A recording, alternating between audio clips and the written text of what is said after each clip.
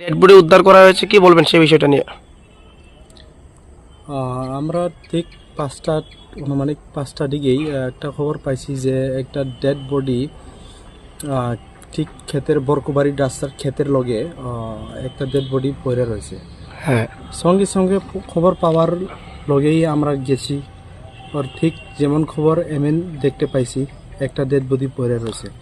পরিবর্তে আমরা জিঙ্গায়া জানতে পেলাম যে এই যে ডিসিজটা হইল দিলীপ ধর, বাড়ি বয়স কাছাকাছি অনুমানিক যে জানতে পারছি 57 বয়স।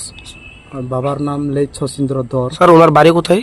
বাড়ির বিশ্রামগঞ্জ বাজার, বরকুবাড়ি রাস্তা। স্যার বর্তমানে এখন বডিটা এখন কোথায় রয়েছে? আমরা বর্তমানে ডেড বডিটা বিশ্রামগঞ্জ পিএসসি মর্গে ঢুকিয়ে দিছি।